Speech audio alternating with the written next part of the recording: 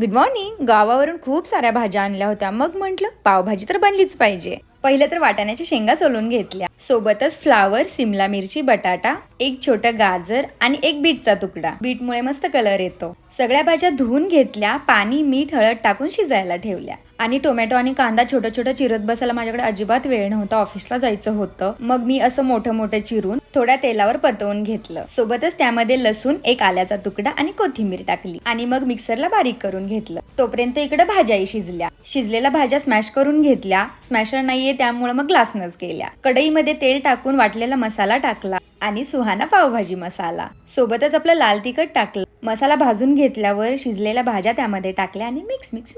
शिजवलेल्या भाज्याचं जे पाणी उरलं होतं ते टाकलं. अर्धा चमचा साखर आणि बटर आणि आपली मस्त पावभाजी रेडी झाली. खरं तर ही माझी पावभाजी नाही, ब्रेड भाजी आहे, कारण मी पावापेक्षा व्हीट ब्रेडच आणते नेहमी. तुम्ही नक्की ट्राय करा. Okay, bye.